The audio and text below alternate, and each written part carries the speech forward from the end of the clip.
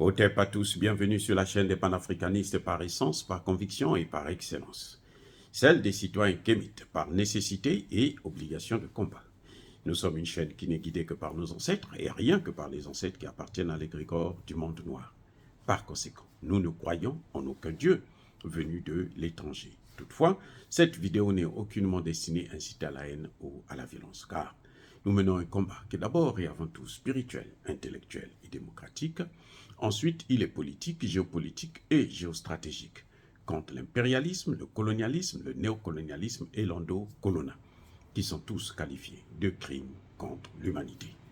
Nous menons ce combat sur la base du principe fondamental que nous avons hérité de nos ancêtres kémites, qui est celui de la Mahat, c'est-à-dire solidarité, vérité et justice.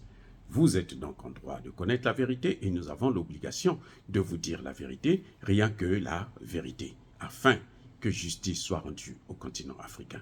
Et ça, c'est notre modeste contribution dans cette noble lutte en faveur de la souveraineté, la dignité, la solidarité et l'unité africaine. C'est exactement ça que nous appelons le panafricanisme.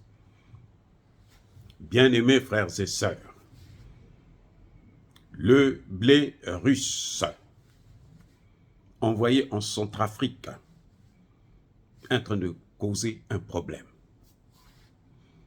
Les Français veulent s'en accaparer. Les Français veulent piller ce blé. Les Français empêchent à ce que ce blé puisse arriver au Centrafrique. Ce blé est passé par le Cameroun. 50 000 tonnes que Vladimir Poutine a donné cadeau. C'est un don. C'est-à-dire que le Centrafrique n'a pas acheté ce blé. On le lui a offert. Tiens. Le Centrafrique n'a pas des usines, des entreprises pour traiter le blé. Parce que ce blé est venu, il est brut. Il faut le traiter. Il faut le mettre dans des sacs. Il faut après le distribuer, ainsi de suite. Donc, le Centrafrique a fait venir ce blé au Cameroun. Parce qu'au Cameroun, il y a des structures, des minoteries. Et ce sont ces structures-là qui devraient s'en occuper. Il y a une compagnie française, Samda, qui est dans l'agroalimentaire et notamment dans le blé. C'est elle qui gère le blé au Cameroun. C'est elle qui achète le blé en Europe 5 fois, 10 fois plus cher et vient vendre ça aux Camerounais pour les appauvrir encore plus et bon, faire d'eux des objets qu'on peut manipuler à n'importe quel moment. Maintenant que le blé arrive, c'est gratuit. Ah, j'allais oublier, cette même société-là, Samda, au Centrafrique, elle a passé son temps à financer les groupes rebelles. Vous vous rendez compte? Oui. C'est elle qui fabrique, elle fait partie du groupe Castel, ceux qui nous vendent, qui vendent à nos enfants, nos petits frères, la boisson, l'alcool, pour les détruire complètement. C'est comme une drogue, hein, l'alcool. Quand vous êtes trop accro, là, ça devient une drogue. Donc, cette compagnie française, ces Français, sont en train de remarquer qu'ils sont en train de perdre le marché du blé au Cameroun. Oui. Au Centrafrique. Alors, ils veulent s'accaparer du blé centrafricain pour le revendre sur le marché camerounais, si j'ose dire. Voilà, c'est dit que les Français, Emmanuel Macron, il est en train de devenir fou. C'est incroyable. Vous savez que quand Poutine a signé les accords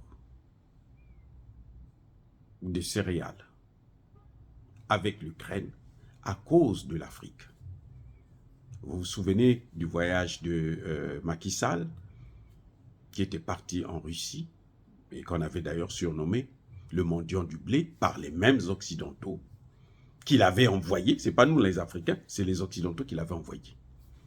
Parce qu'en fin de compte, on a compris que les Occidentaux le blé qu'ils venaient nous vendre, le mauvais blé, le blé pour avoir plus d'argent, ils mettaient des produits chimiques, ils mettaient du poison, bien entendu, puisque en mangeant ce blé, on a vu que depuis un certain temps, eh ben, les Africains souffrent des maladies qu'on ne connaissait pas avant.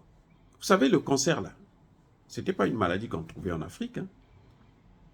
En Afrique, ceux qui avaient ça, je sais qu'au Congo, on appelait ça la maladie des riches. Ceux qui avaient ça, là, en général, c'était les hommes politiques, parce que eux, quand ils arrivaient au pouvoir, ils ont de l'argent, pour montrer qu'eux, ils ne sont pas pareils que les autres, ils voulaient toujours manger ce que les autres, là, les Occidentaux leur envoyaient, ce qu'ils achetaient en Occident. On a eu, au Congo, un président, paix à son âme, le président Yombi, qui partait faire ses courses en France. On prend un avion pour aller dans un supermarché en France pour acheter la nourriture que le président va manger. Oui, donc c'est pour ça que c'était eux qui souffraient de ces maladies bizarres. Mais maintenant, c'est devenu monnaie courante en Afrique. Oui, toutes les maladies là, c'est monnaie courante. Donc, les Français, en fait, les Européens, ne produisent pas, ils produisent rien. On l'a vu en ce qui concerne les céréales, ils produisent rien. Les céréales que eux, ils nous vendent là en Afrique, là. Gabon, Cameroun, Congo, Centrafrique, ainsi de suite, c'est les céréales qu'ils achètent en Russie. Ils viennent, ils traitent ça là-bas chez eux, ils mettent des produits chimiques et ils envoient en Afrique pour gonfler et ils vendent ça aussi très cher. Parfois plus cher même qu'en Europe. Vous voyez, donc c'est un système économique qui est destiné à nous appauvrir. Oui, c'est aussi simple que ça. Il faut absolument piller ces gens-là. Et on nous oblige à consommer leurs produits. Donc, quand la Russie fait un don, pour eux, ils trouvent que ce n'est pas normal. Bon, je les comprends, parce qu'en 60 ans, les Français, ils n'ont jamais fait un don pareil à l'Afrique. Hein. Jamais en 60 ans de pseudo-indépendance. Jamais, ça n'a jamais existé, où vous voyez des bateaux avec le riz, avec les céréales et autres, qui viennent 50 000 tonnes que la Russie a donné au Centrafrique. 50 000 tonnes. C'est elle qui s'est chargée des frais de transport, ainsi de suite. 50 000 tonnes. Vous pouvez comprendre ça? Vous avez déjà vu ça, les Européens faire ça? Quel Européen? Quel pays? L'Angleterre? L'Allemagne? En Afrique? Mais eux, même les médicaments qu'ils nous envoient, c'est des faux médicaments. 60% des médicaments qui viennent en Afrique, là, c'est des faux médicaments. On l'a vu, le plus flagrant, c'était avec les vaccins du Covid. Quand vous prenez le vaccin en Afrique, quand vous arrivez en Europe, on vous dit non, vous n'êtes pas vacciné. On dit, mais c'est vous qui nous avez envoyé, non, vous n'êtes pas vacciné. Eh oui, parce que c'était des faux vaccins. Bref, je crois que les Français doivent, en tout cas, le Cameroun devrait peser de tout son poids pour se débarrasser de ce genre d'hommes d'affaires, de ce genre d'entreprises qui sont destinées à non seulement créer des problèmes entre nous, Cameroun et Centrafrique, mais aussi pour nous appauvrir, nous piller. Ça n'a pas de sens. Dire cela, c'est inciter à la haine ou à la violence. Non. Yahweh colère. Encore une fois de plus, bien-aimés frères et sœurs, je persiste et je signe. Soyez bénis, soyez abondamment bénis par le Dieu des Kémites et par nos ancêtres angélisés. Mais que tous ceux qui persécutent le continent africain, le pillent et le déstabilisent, qu'ils soient noirs, blancs, chinois, arabes, indiens, juifs, qui qu'ils soient punis, maudits, foudroyés, neutralisés, écrasés, effacés par le Dieu des Kémites et par nos ancêtres angélisés. Vive l'Afrique éternelle, j'ai dit et j'assume.